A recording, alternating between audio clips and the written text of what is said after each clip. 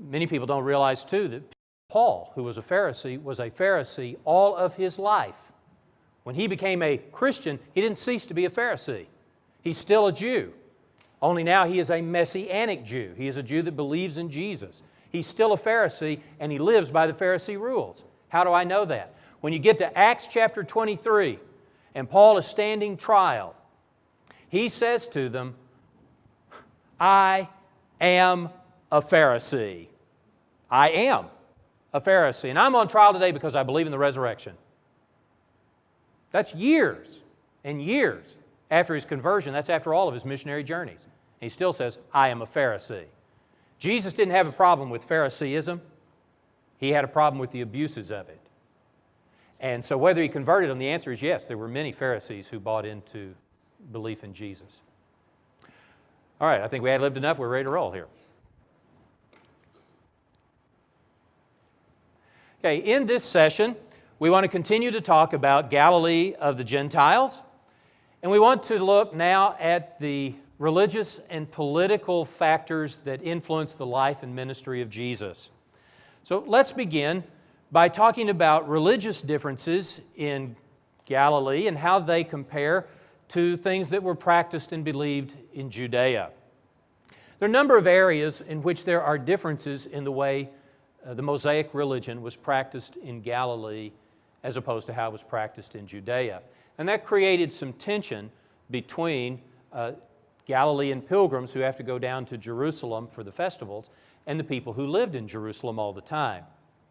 By the way, interesting to me that though Jesus is born in Bethlehem, he's known as Jesus the Galilean because he was brought up in Galilee and spent most of his life and ministry in Galilee. And so any stigma that Galileans have in Judea, Jesus would also experience. Now let's talk about some of the ways in which Galilee differed from Judea from a religious point of view. First, in purity laws. In Jerusalem, which is the center of rabbinic studies, the rabbis have certain definitions and understanding of how you apply the law of Moses, that certain things make you clean and certain things make you unclean.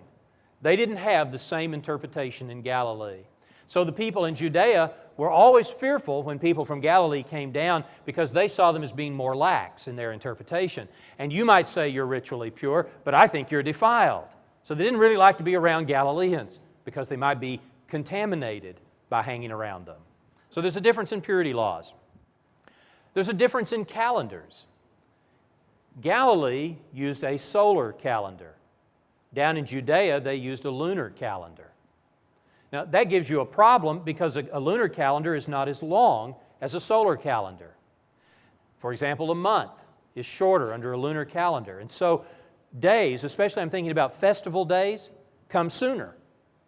So if you're going by a solar calendar and you've got a friend going by a lunar calendar and it's time for Passover, there's a very good chance that the 14th of Nisan isn't going to come on the same day for you because you're using a different way of calculating time.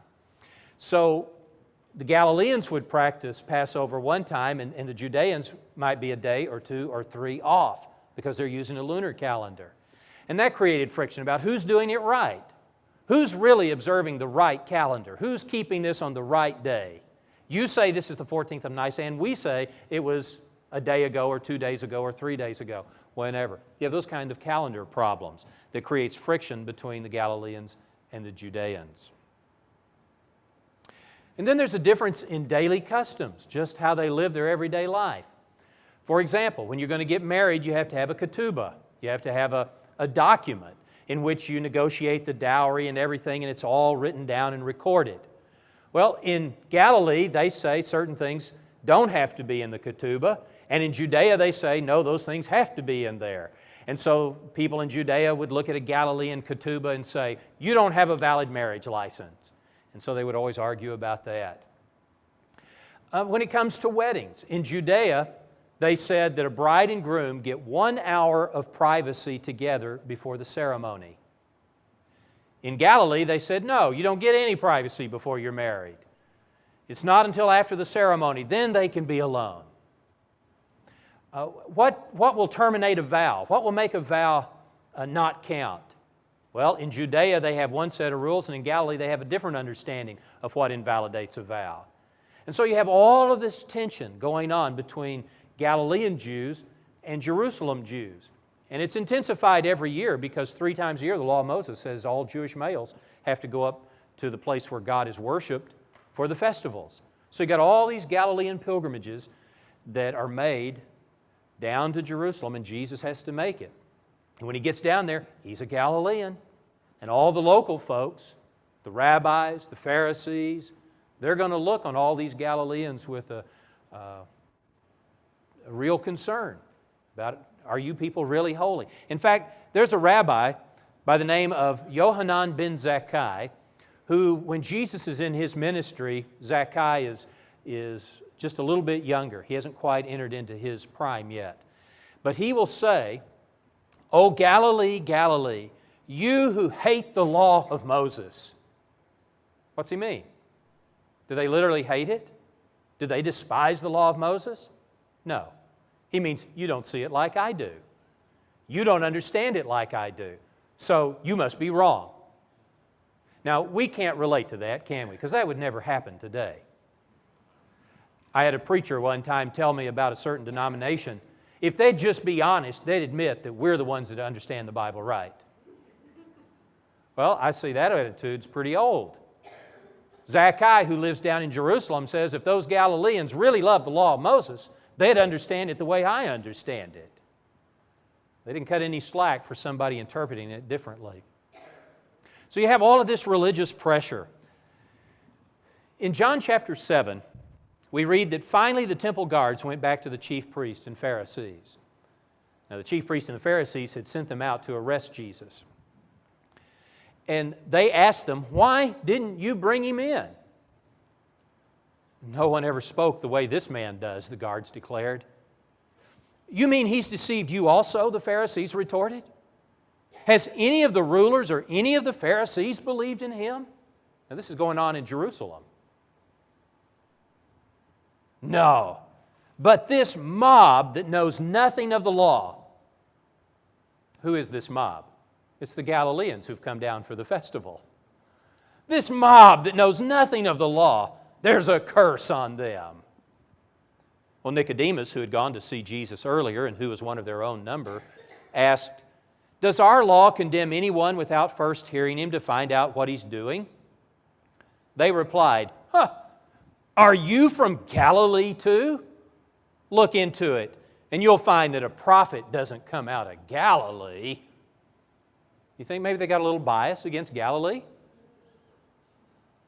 God would never call anybody to ministry out of Galilee. You can't have a holy man from Galilee. Those people don't have any commitment to the law. They don't love the law the way we do. Jesus is from Galilee. He has to go down and face this attitude all the time. Now here's the kicker.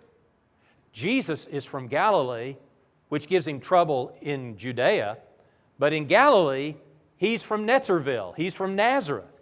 And that gives him problems because Nazareth is this ultra-conservative, narrow-minded, super-orthodox, really rigid group of people who live in isolation up there on the hill away from everybody else.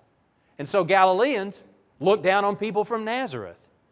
And so we read in John chapter 1, verse 45, Philip went off to look for Nathanael and told him, "We have found the very person Moses and the prophets wrote about. His name is Jesus, the son of Joseph, from Nazareth." "Nazareth!" exclaimed Nathanael. "Can anything good come out of there?" I mean, all those ultra-conservative, narrow-minded, rigid folks, oh man, the Messiah can't come from Nazareth. Now you take Jesus down to Judea and he's from Galilee and he's from Nazareth. You think maybe he feels a little heat from the people? He's having a little hard time getting a following in Jerusalem?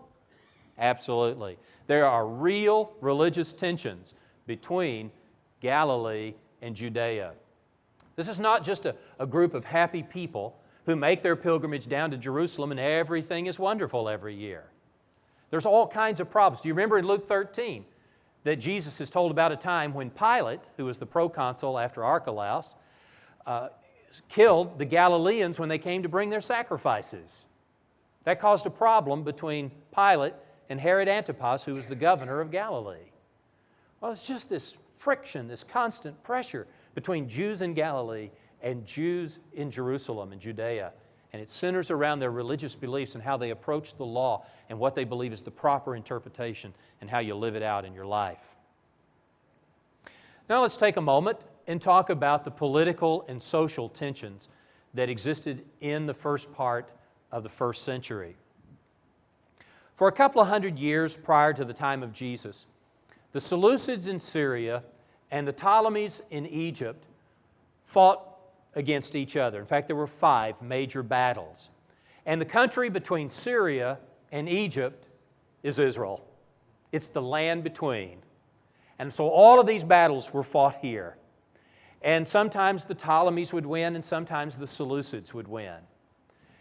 Now the Ptolemies, who ruled down in Egypt, have a very laissez-faire approach to life. You live by your customs, we'll live by our customs. We're just going to control your land because we want to control the caravan routes. Just practice your religion, practice your daily life any way you want to, that's fine. But the Seleucids have a high commitment to Greek culture. They believe everybody ought to live like a Greek. They believe everybody ought to speak Greek. They believe you ought to give up your native ways of living and adopt a Hellenistic or Greek way of life. In 176 BC, in the 5th and final battle between the Seleucids and the Ptolemies, Antiochus III from Syria won. And he was absolutely rabid about making people adopt Greek culture. He came to the Jews, now that he controls their land, and he said, you will no longer circumcise your sons, you will no longer take the Sabbath off, you will no longer keep your festivals, you will burn your Torahs, your Hebrew Scriptures, you will forget however you've lived in the past, and you will live as a Greek. You will learn Hellenistic culture. That didn't go over real well. Not only that, he took a pig and he offered it on the altar at the temple. And he said, from now on at this temple we're going to worship Zeus. And he brought in a philosopher from Athens to run the worship service at the temple. Didn't go over real big. A messenger from Antiochus III, who incidentally liked to call himself Antiochus Epiphanes, the wonderful one. The Jews called him Epimanes, the madman. A messenger from Antiochus III came down to a little village of Moda'in, and he was, they didn't have CNN. They didn't have telephone and fax machines and all that stuff to get the word out, so they had to send messengers. And this messenger comes to this little village and he makes the announcement, we will no longer practice the Jewish way of life, and you will be adopting Greek life. Well, there's an old priest there who had 5 sons. His name was Mattathias. He took a sword and stepped up and killed this man. And then he said, boys, I think we better get out of town. And so they ran to the hill country. And they started a revolution. And in time, they were able to defeat all of the Seleucids and drive them back toward Syria and got them out of their country. And for about 100 years, the Hasmon family, governed first by the old man Mattathias and then by his son Judas and then by other sons and then by their descendants, for about a century governed the land of Israel, and they had independence. They got to control their own way of life. The Ptolemies couldn't tell them what to do. The Seleucids couldn't tell them what to do. The problem is that sometimes in fighting the beast, you become the beast. And so the Hasmonean family, or the Maccabeans, which is another name we call them, Maccabee means hammer, and they just pounded the enemy until they drove them out. They said, all right, we've got the independence, so we're going to be the rulers here. The problem is they weren't from the right lineage to be king. And though they were of priestly descent, they weren't of the right lineage to be high priest. But they took the throne and the high priesthood to themselves. And so both were actually illegitimate as far as the law of Moses was concerned. But for about a century, they governed. And toward the end of that century, the family's having a hard time getting along. There's a lot of quarrels, and some of them decided we ought to buy into Greek culture if we're really ever going to succeed. We're going to have to just get and go with the flow. We can't be isolated and do our own thing. So they started squabbling. They started fighting among themselves. And in 63 BC, the Roman general Pompey intervened, came into the country, settled the score, got everything calmed down, and said, we're going to be the power behind the throne. So the Hasmon family continues to rule a little bit under Roman control. And then, in the year 40, there's a family by the name, the father's name is Antipater, and he has two sons, and he puts his son Phaziel over Judea, and he puts his other son Herod over Galilee. Well, in 40, the Parthians, who are the really big enemy of Rome, attack Israel. Phaziel is killed. Herod is almost killed. He's able to escape. He flees from Jerusalem down to Egypt, where he meets Elizabeth Taylor, Cleopatra, and then goes on up to Rome. When he gets to Rome, he says, hey, I think that I can get rid of these Parthians and if you'll make me king over that country. So the Romans say, got a deal. If you can get those Parthians out of there, we'll make you king over the country. So Herod gets together a mercenary army. He goes back, fights them, and in 37 BC, he has basic control of the country, and the Romans appoint him king over the country. Now there is a territory called Decapolis. Decapolis is on the eastern side of the Sea of Galilee, and it's comprised of 10 towns. 9 of these towns are on the eastern side of the Sea of Galilee. One of them is right in here on the western side. So the Decapolis never came under Herod's control, but he gets all the rest of the territory. All of this makes up his empire. And he rules then from 37 BC until 4 AD at his death. Now, we've already talked about the fact that at Herod's death, his country was divided among 3 of his sons. Antipas gets the territory of Galilee, and he also gets Perea, which is just on the eastern side of the Jordan River. And then his son Philip I is given the territory of Gaulonitis, which is north and east of the Sea of Galilee. It's just north of the Decapolis. And then Archelaus gets Judea and Samaria. And as we've mentioned, Archelaus was a terrible ruler. People hated him. I've told you that he went to Rome and said, I want to be king. They put him on a 10-year trial. He came back and said, I think I've proven myself, and then he got banished to Gaul. And then they sent proconsuls in who governed Judea and Samaria after that. In Luke chapter 19, Jesus tells a story when he's down in Judea. It says there was a certain man who went to a distant country to have himself appointed king. And he says there's a group of people who went along and said, we do not want this man to rule over us. I wonder who he's talking about. Again, you see, Jesus' message comes right out of current events. It comes right out of their life. Well, the country is divided among these 3 boys, and they begin to rule the best they can. Archelaus, as I said, is as bad or worse than his father Herod.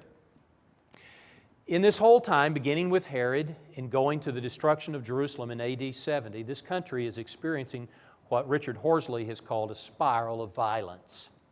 Now, by violence, we mean the violation of another's personhood by the illegitimate use of power against the will or desire of that individual or community. What does that mean? Well, simply this. Whatever the governing power is, it could be the mayor of a town, it could be the king of a country, it could be the emperor of an empire. But whoever the governing power is on this particular occasion sets in place a structural injustice. That is, maybe they charge too high taxes, or they demand too much of the people, and it puts undue pressure on the people. And so they bear under the weight of that until they can't stand it. Then you will have a protest. There will be a resistance movement. We saw that a few years ago in China at Tiananmen Square, where you had a demonstration of resistance against the government. When that happens, the government responds with repression. They put down this resistance. And when that happens, then you go back to the structural injustice, and people put up with it. And so the cycle starts over. They live with the structural injustice until they can't stand it anymore, and then you'll have another protest or another resistance, and then you'll have the government or the ruling power repressing them again. But eventually, the people will be under so much pressure, they can't take it, and the government cannot repress it, and you get outright revolt. That happened a few years ago in Romania. The government is overthrown. We've seen that in many countries around the world. That spiral of violence is going on in Palestine in the first century. It is particularly happening in Galilee. Josephus says that the Galileans are fighters from the cradle. He says that in Wars of the Jews, chapter 3, section 34. Every rebellion in the land of Israel started with somebody from Galilee. Let's see how that played out.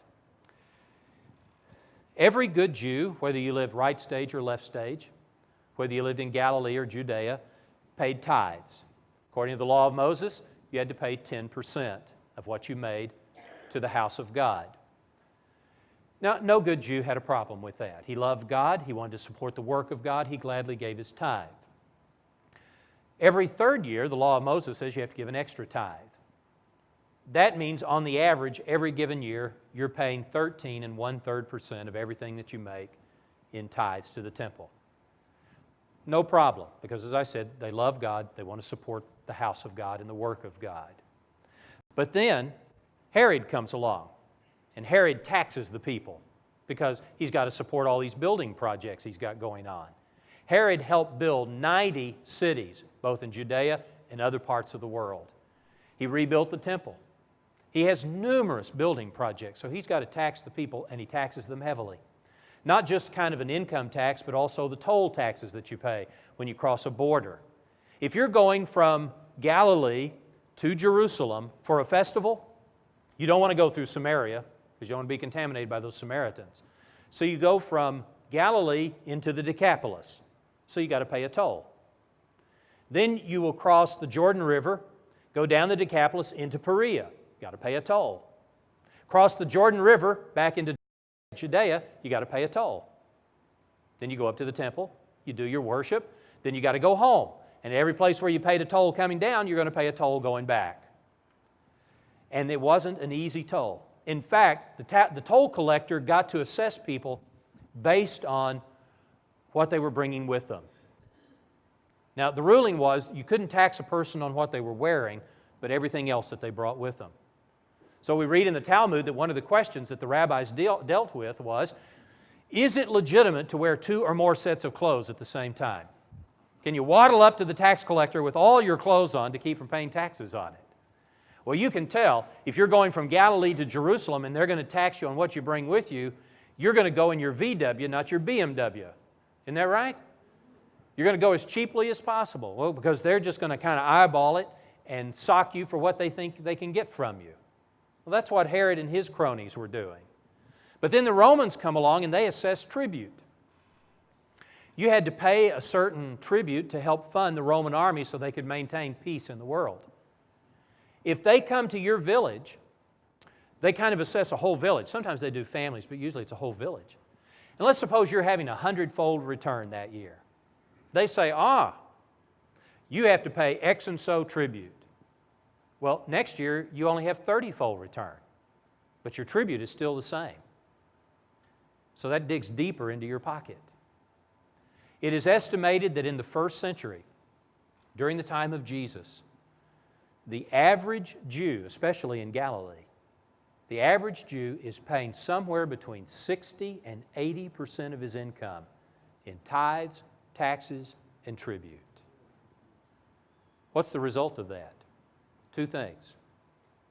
Loss of the family farm. You can't pay your tribute. You can't pay your taxes, so they take your land. It's been in your family for generations, but you lost it because you couldn't pay your bill. And then there's also permanent debt. You know, under the law of Moses, every 50th year was a jubilee.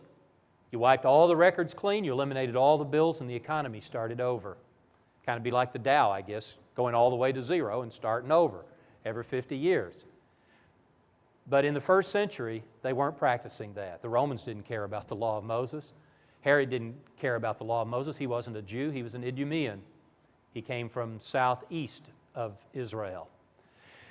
So the law is not being practiced. People are going in debt. They can't pay it, and they can't get rid of the debt. So you have all of this economic pressure piling up on people. What do? Well, you lose the farm. You're in debt. If you're lucky, you'll be hired to be a tenant farmer. Basically, that means you lost the farm. Some rich dude down in Jerusalem from the aristocracy paid the bill and bought your farm. And now he hires you to work it. Would that gall you to no end? It's your property, you lost it, you work it, and then you have to give all the profits to somebody else. Now, not all tenant farmers worked farms that they once owned, but that's how it worked. What if they took your farm from you, and then they didn't need you to work it? What do? You don't have a job. You go stand on the street corner, and you're a temp worker. They hire you on a daily basis. They pay you at the end of the day, just like temp workers get today. Does Jesus tell any stories about tenant farmers?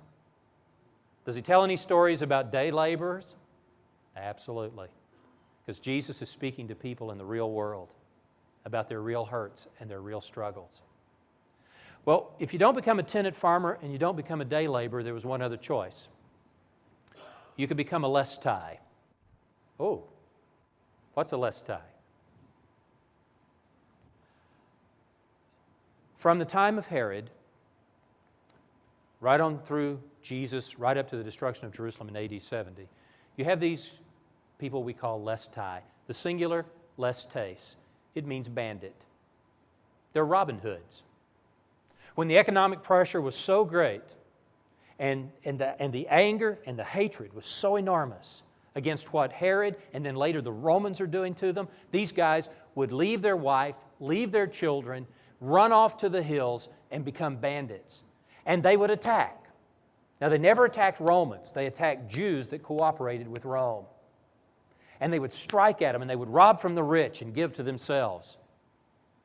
And their task was to drive the Romans and every person who cooperated with Rome into the sea. It sounds a lot like what the Palestinians have wanted to do to the Israelis for the last half century. We want to drive them out of here. We want to get them out of our land. And they would go and hide in the cliffs. This is the Arbel Cliffs. This is just north of Tiberias. It's at the northwestern corner of the Sea of Galilee. In this picture, you can see the caves that dot all along these steep cliffs that make up the Arbel Mountains or the Arbel Cliffs.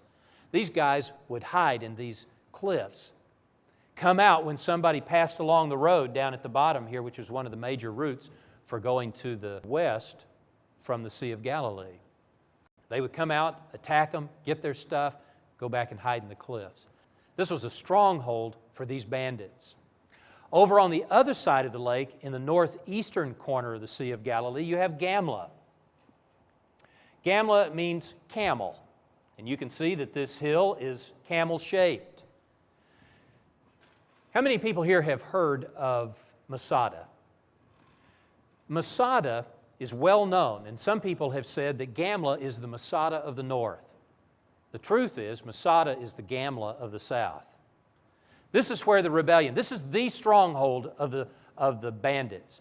They held out here and they built their weapons and they made their plans. This is very difficult to get to. I mean, you have to really want to get there. In the mid-60s, when the Romans come down to squelch this revolt that has started, they begin at Gamla. Josephus tells us that 5,000 men, 5,000 bandits who are holed up here at Gamla jumped to their deaths rather than surrender to the Romans. After this, the Romans continue to move south. Eventually, they come to Jerusalem and destroy it. And then they go on down to Masada and they get the last of the holdouts. Gamla is a stronghold. And think, Jesus is at Capernaum, right at the northern end of the Sea of Galilee. In Capernaum, as you face south, you look to your right, and there are the Arbel Cliffs on this side of the lake, filled with zealots. Over here is Gamla, filled with all these bandits. These guys who are filled with anger and rage, who want to kill anybody that cooperates with Rome, who want to get the Romans out of here, who feel like they've been mistreated and abused through high taxation. The Lestai become known as zealots because they are zealous to get rid of the Romans. They're zealous to get their land back. They are zealous to live by the law of Moses and not have anybody else tell them what to do. This is the synagogue at Gamla. There's some of the weapons that have been found at Gamla. Here in the corner of the synagogue, you see these stones, about the size of a grapefruit. They're for battle, used against the Romans when they attacked them in about 66, 67, 68 AD. Into this culture where these people are struggling under economic pressures, being religiously despised by people down in Judea, Jesus comes. And Jesus preaches a message to these people. We have spiritualized the message here in the Western world. I want to read part of this sermon to you and explain to you how people in the first century heard it. It's recorded for us in Matthew chapter 5. Verse 1 tells us, now when Jesus saw the crowds, he went up on a mountainside and sat down. His disciples came to him, and he began to teach them. Now see on the mountainside, scores and scores, maybe hundreds of people. In this crowd are people who are hurting, people who are under enormous pressure economically. They're about to lose the farm. Some of them have lost the farm. Some of them are tenant farmers. Some of them are day laborers. And in that crowd would also be Lestai, these bandits. And after all, they don't wear name tags and say, hi, my name's Bob, I'm a Lestais. But they're there, mingling with the crowd. And Jesus speaks to them. Blessed are the poor in spirit. Let me suggest another translation. This is what I think they heard. Blessed are the broken in spirit, for theirs is the kingdom of heaven. Man, you just think, is there no end to this? Can we not get out of this? Can we not get rid of this enemy? Can we not get rid of this taxation? Can't we just be God's people and live by God's laws? And they're at the end of their rope and they're giving up hope. And Jesus says, blessed are those who are broken in spirit. I've got a word of hope for you. Yours is the kingdom of heaven. Blessed are the meek. How do you think that went over with the zealots in the group? Meek people are people who have their power under control, who don't use it to lash out at people that they can't stand, who don't lash out at people that they hate, who in fighting the beast do not become the beast themselves. Blessed are those who hunger and thirst for righteousness. Again, we've spiritualized the word righteousness, use it to speak of forensic righteousness, which means Jesus' death paid for our sins. That's not how these people understood that word. The word for righteousness is the same word for justice. Blessed are those who hunger and thirst for justice. I just want my land back. I just want the family farm back. I just want to live laws in my life that God has given me. I just want justice done. Blessed are those who hunger and thirst for justice, for they will be filled, God says. Blessed are the merciful, for they will be shown mercy. You lash out at the enemy will lash out at you. I know you think you've been hurt. You need to learn to be merciful. That was a hard message for the zealots. That's a hard message for people about to lose the farm. Blessed are the pure in heart. Why are you doing what you're doing? Why are you trying to overthrow Rome? Why are you trying to drive these people out? Because you think it'll honor God? Or it's because you're tired of the pressure? Is that it? What's your motivation? Are you pure in heart? Blessed are the peacemakers. Oh, the Lestai didn't like that one at all. We don't want to make peace with these people. We want to destroy them. Jesus is saying, blessed are the peacemakers, for they're the ones who are going to be called the children of God. And blessed are those who are persecuted because of righteousness. Or we could say, blessed are those who are persecuted because of injustice, for theirs is the kingdom of heaven. Jesus' message speaks to these people where they live their life. But you see, their concept of Messiah is somebody who's going to come in and drive these Romans out, and he's going to sit on the throne of David, and he's going to rule the world, and Israel is going to be the leading world power God intended for it to be. And Jesus knew that wasn't what God's plan was. And he had to spend his life trying to train people, 12 in particular, who the Messiah really is and what his purpose is and what God is really trying to accomplish. But you can't hear the words of Jesus correctly unless you hear them against the backdrop of his culture, where he lived and what's going on. Jesus speaks to these people and tries to give them hope, but he tries to tell them the way to joy and fulfillment and peace and blessing is not through force. It's not through driving the Romans out, but it's coming to understand the will of God and getting your life in harmony with the will of God. I hope these things will help you as you read the life of Christ, to put his teachings and his ministry in perspective. And I hope that God will be able to use them to bless your study and make it more fruitful as you come to understand your Savior and your Messiah.